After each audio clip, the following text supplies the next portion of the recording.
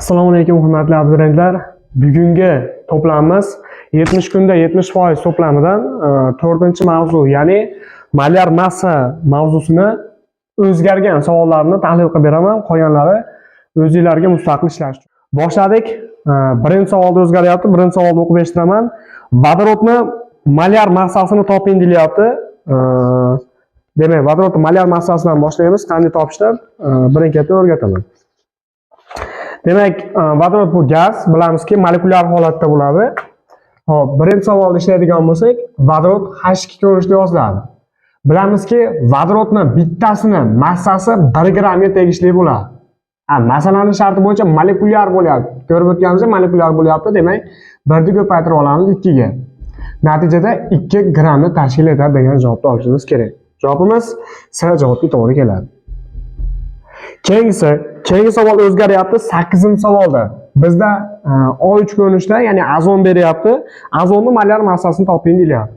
Xo'p, qanday ishlaymiz bu savolda? Formula O3 massasini hisoblaymiz. Bitta kislorodning massasi 16 gramm. Davriy sistemada 16 grammni tashkil etadi. Endi bizda bundan 3 ta beryapti, demak 16 ni 3 ga ko'paytirib olishimiz kerak. 16 ni 3 ga ko'paytirsak 48 gramm tashkil etadi. Demak, javobimiz B javobiga to'g'ri keladi. Xo'p, keyingi savol o'zgaryapti. 11-savol. Ya'ni bizda masalada suvni molyar massasini toping deyilyapti. Demak, suv formulasi H2O ko'rinishda yoziladi. E'tibor beramiz, qanday ishlaymiz buni. Vodoroddan ikkita turibdi. Bitta vodorodning massasi 1 gramm. Yozib qo'yaman, 1 gramm. Ko'paytiramiz. Bundan ikkita turgani uchun 1 ni 2 ga ko'paytirib olaman. Vodorodga qo'shaman. Kisloroddan bitta turibdi. Kislorodning bittasining massasi 16 gramm. Va buni nechta bo'lsa shunga ko'paytirib olaman. Bitta kislorod atomi turibdi mana. Yozilmagan, lekin shuncha derish uchun yozib qo'yapman. 1 ni 2 ga ko'paytirsangiz 2, 16 ni 1 ga ko'paytirsangiz 16. Endi 2 ga 16 ni qo'ysangiz 18 gramm bo'ladi. Demak, suvning massasi, molyar massasi 18 gramm. Javobingiz A javob bo'ladi. Xo'p. Xuddi shunday ko'rinishda qolgan savollar ham ishlanadi. Xo'p, misol uchun keyingisi ko'raylik. 14-savol. 14-savol ham xuddi shunga o'xshash. Ya'ni bizda fosfor 5 oksidi beryapti, formulasi P2O5 ko'rinishda yoziladi. E'tibor beramiz, qanday ishlaymiz buni. Fosfordan bitta fosforning massasi 31 gramm. Ikkita berilgani uchun 2 ga ko'paytirib olaman. Qo'shuv kisloroddan 5 ta turibdi. Bitta kislorodning massasi 16 gramm. Ko'paytirib olaman 5 ga. Endi buni qanday hisoblaymiz? 31 ni 2 ga ko'paytirsak, hop, 62 gramm, 16 ni 5 ga ko'paytirsak 80 gramm.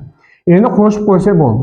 Hop, 62 ga 80 ni qo'shadigan bo'lsak 142 ni tashkil etadi. 142 gramm degan javobni oladiganimizda javobimiz B javob bo'lar ekan. Hop, keyingisi o'zgaryapti. 27-savolda mana shu joyga ishlashga harakat qilaman. Masalada litiy gidroksid berilgan, litiy OH. Hop, molyar massasini toping deyapti. Bizda litiydan bitta turibdi. Bitta litiyning massasi 7 gramm plus kisloroddan bitta turibdi. Bitta kislorodning massasi 16 gramm plus vodoroddan bitta turibdi. Bitta vodorodning massasi 1 gramm. Qo'shib qo'ysak bo'ldi. 16 ga 1 qo'ysak 17, 17 ga 7 ni qo'ysak 24 grammni tashkil etadi. Demak, 24 gramm degan javobimiz B javobiga to'g'ri keladi. Endi misol uchun gidroksid guruhi o'zgarishi mumkin-da. O'zgarsa nima qilamiz? Misol uchun olaylik 29-savol. Bizda kalsiy gidroksid beryapti. Kalsiy OH dan 2 ta. Qanday ishlaymiz? Birinchi qiladigan ishimiz qog'ozning ichidagi elementlar og'irligini hisoblash bo'ladi. Ya'ni qanday? Bitta kalsiyning massasi 40 gramm, qo'shib qog'oz ochaman. Kisloroddan bitta, vodoroddan bitta. 16 gramm plus 1 gramm. Shundan ikkita turibdi, demak, ko'paytirib olaman 2 ga. Ikkita bo'lgani uchun 2 ga ko'paytirib, 3 ta bo'lsa 3 ga ko'paytirib olaman. 16 ni 1 ga ko'paytirsa 17, 17 ni 2 ga ko'paytirsa 34 bo'ladi. 40 ga 34 ni qo'shadigan bo'lsak, 74 gramm tashkil etadi. Demak, 74 gramm degan javobni oladigan bo'lsak, B javobiga to'g'ri kelar ekan. B javobni olamiz. Tushunarlimi? Bular e'tibor berayotgan bo'lsanglar, elementlar, oddiy elementlar, murakkablarga o'tganimizda oksidlar, asoslar, keyingisi kelyapti. 36-savolda o'zgaryapti. Keyingisi kislotalar beryapti.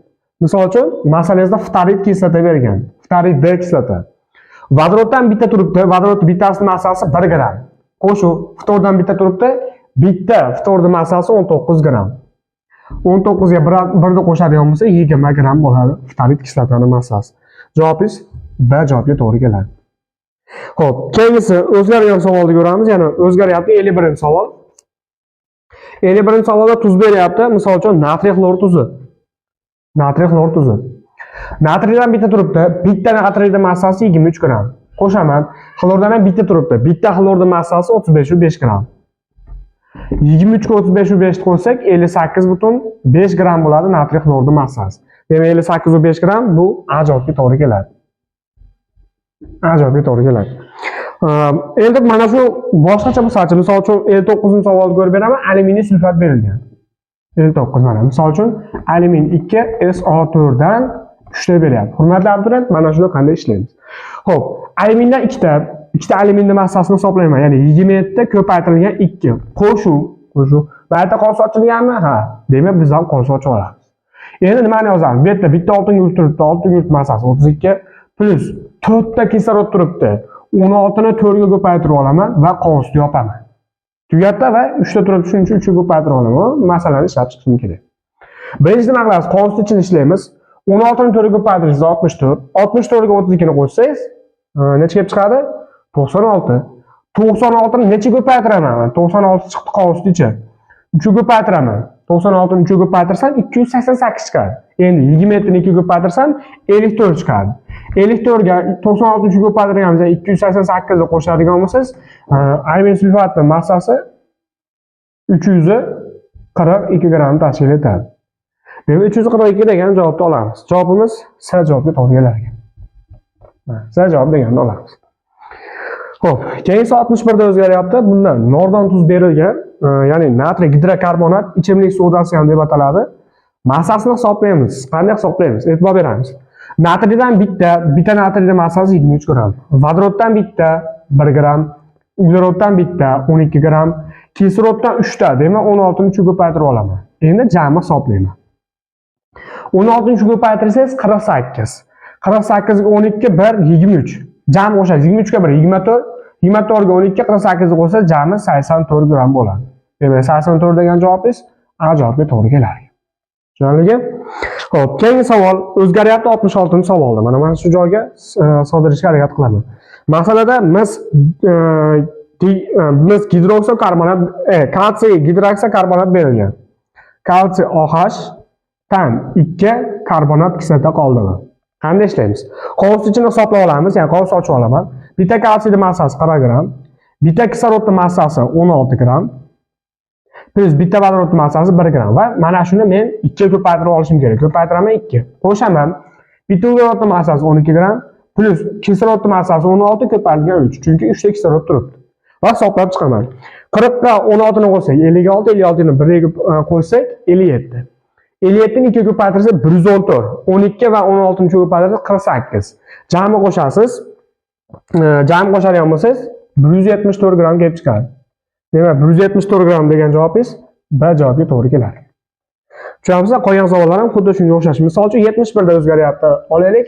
Bizda malahit berilgan 71-savolda malahitning formulasi mis gidroksid mis OH dan 2 ko'paytirilgan mis karbonat. Hurmatli abituriyentlar, shu yerda ko'pchilik ko'paytiruvga e'tibor berib, bir-birining massasini ko'paytirib qo'yadi. Bunday qilmaymiz. Bu aralash va qo'sh tuzlar hisoblanadi. Bular asosan aralash tuzlar hisobiga kiradi.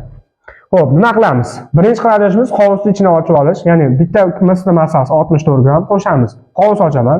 16 ga 1 ni qo'shaman va buni 2 ga ko'paytirib qo'yaman.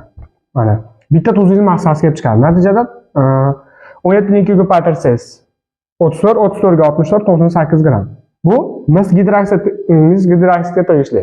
Endi mis karbonatni hisoblab olaman. Bu yerda 64 gram mis plus uglerod 12 gram, bittasi plus kislorod 16 ni 3 ga ko'paytirib olaman. 3 tasi massasi. Xo'p, 16 ni 3 ga ko'paytirsangiz 48, 48 ga 12 va 64 ni qo'shadigan bo'lsangiz, misol uchun 124 kelib chiqadi.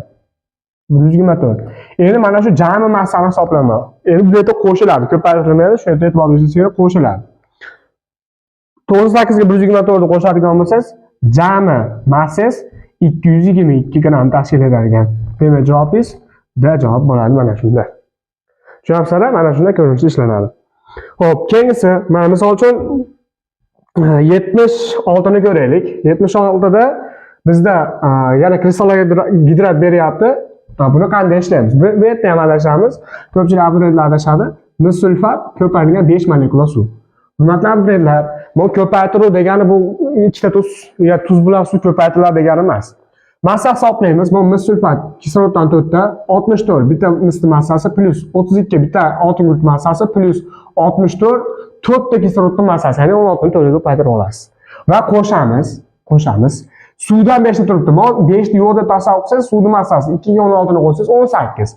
Demak, 5 ko'paytirilgan 18 deb hisob olamiz.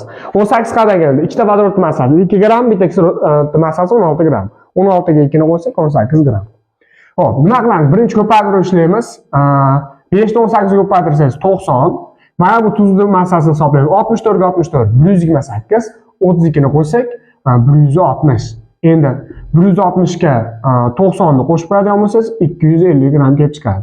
Mana shunday ko'rinishda ishlanadi. 250 degan javob bormi? Bor. Demak, sal javobga to'g'ri kelar ekan.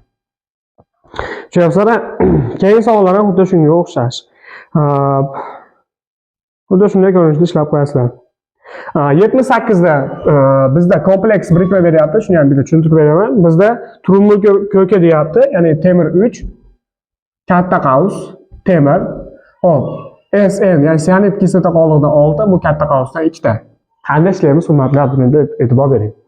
Temirdan 3 ta 56 ni 3 ga ko'paytiraman. Qo'shuv katta qavs ochaman. Hop, bitta temirda massasi 56 gram plus sianid kislota qoldig'i beryapti. 12 ni 14 ga qo'shsangiz 26. Shuni 6 ga ko'paytirib olishingiz kerak.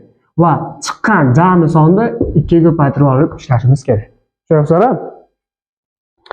Xo'p, 26 ni 6 ga ko'paytiramiz. Chiqqan sonni 56 ga qo'shamiz. Qo'shib turib 2 ga ko'paytiramiz. Katta qavsdan 2 ta edi va eslab qolamizda 56 ni 3 ga ko'paytiramiz. 168 va mana shu eslab qo'ygan sonni jami qo'shib chiqamiz. Jami qo'shib chiqadigan bo'lsangiz, bizda 592 gram kelib chiqadi. 592 gram degan javobingiz A javob bo'ladi. Yozlar mana shunday ko'rinishda tahlil qilib borasiz. Xo'p. Keyingi savolda o'zgarganini ko'ramiz. Bizda shu bilan o'zgaryapti 89-savolda. 89-savolda moddalar quyidagicha berilgan. Metan, suv, ftalit kislota yozib olaman.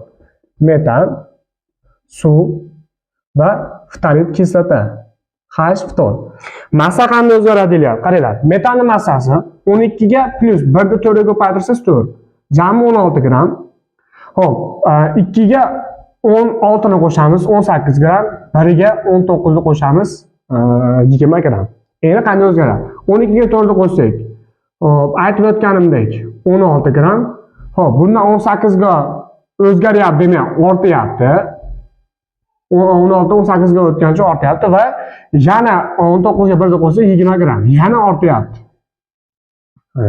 Yana ortyapti, chunki 16 18 ga o'tgan ortyapti, 18 20 ga ortyapti. Demak, bundan ortadi degan javobni olasiz. Xo'p, ortadi, ya'ni 1 degan javobni oladigan bo'lsangiz, javobingiz A javob bo'ladi. Mana shunday ko'rinishda hammasini ishlab chiqasiz. Xo'p. Keyingisi 94-savolda o'zgaryapti, e'tibor beramiz. Masalada, hop, X2 moddani massasi, molyar massasi 32 gram taqsim mo'l bo'lsa, X ni toping. Endi e'tibor bering. X2 ning massasi 32 chiqish kerak ekan. Endi noma'lum massa deb olamiz, ya'ni X gram deb olamiz. X gram desa bundan 2 ta ekan, demak 2x gram bo'ladi. 2x gram deb oladigan bo'lsa, ikkitasining massasi 32 gram bo'lsa, bittasining massasi necha gram deymiz? Nima qilamiz? Xo'p, 32 ni ishorasi yo'qni ishorasi boriga bo'lamiz. 32 ni 2 ga bo'lsak 16 gram bo'ladi. Bizda 16 gramlik elementimiz bu kislorod elementiga to'g'ri keladi. Javobingiz C javob bo'ladi. Xuddi shunday ko'rinishda ishlaysiz. Keyingi 106-savolda o'zgaryapti.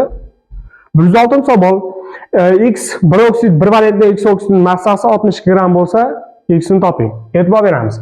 X 2O 1 valentli bo'lgan, massasi jami 62 kelib chiqish kerak ekan. Yana ikkita X ning massasini 2x gram deb olaman. 2x plus bitta kislorodning massasi 16, jami 62. Ya'ni ikkita qaysi elementning massasini 16 ni qo'ysangiz 62 chiqish kerak ekan. Nima qilasiz? Ishora plus bo'lib, bu yoqqa o'tganda minus bo'lib o'tadi. Ya'ni 62 dan 16 ni ayirasiz. Natijada 2x teng 46 ga teng bo'ladi. Endi x topishni nima qilasiz desa 46 ni 16 ga bo'lamiz. Ya'ni ishorasi yo'qni ishorasi boriga bo'lib qo'yasiz. Natijada 23 kelib chiqadi. 23 gramli metal bu natriy metali bo'ladi. Mana javobni olasiz. Tushunyapsizmi? Xo'p, keyingisi 111. Endi gidroksid beryapti, ya'ni asos degani. Ya'ni noma'lum metal gidroksidni massasi 56. Demak, YOH ko'rinishida berilgan. Massasini jami qo'ysangiz 56 kelib chiqish kerak ekan. Bu 111-savolda shunday berilgan. Xo'p, yana Y massasini Y gram deb olaman. Plus bitta kislorodni massasi 16 gram, bitta vodorod massasi 1 gram. Jami 56 chiqish kerak ekan. Endi Y topishni nima qilamiz desa, 16 ni 1 ga qo'ysa 17, nettiga 17 ni qo'ysangiz 56 chiqadi. Nima qilasiz? 56 dan ham 1 da, ham 16 ni aylaysiz. Natijada 39 gram kelib chiqadi. 39 bu kaliy metali bo'ladi. Demak, kaliy gidroksid bo'lgan. Javobimiz C javob bo'lar ekan. Xuddi shunday ko'rinishda hamma masala ishlanadi. Xo'p, keyingisi 133-savolda o'zgaryapti. Shuni ham bitta ko'rib beraman. 133 da. Mana bu joyga sig'dirishga harakat qilaman. Oxiriga o'zgargan adashmasam. Xo'p. Uglerod 4, vodorod 10. Kisloroddan X da. Mana shuni massasi 122 ekan. Kisloroddan nechta X toping deyiladi. Nima qilasiz? Birinchi qiladigan ishingiz jami massa hisoblash. Ya'ni ugleroddan 4 ta 12 ni 4 ga ko'paytirasiz plus vodoroddan 10 ta 1 ga ko'paytirasiz 10 ga plus 16 gram, mana uni massasi 16, X ga ko'paytirsangiz 16X bo'ladi. Jami qo'ysangiz 122 chiqish kerak ekan. Hurmatli birodar, qanday ishlaymiz tenglaman. 12 ni 4 ga ko'paytiramiz.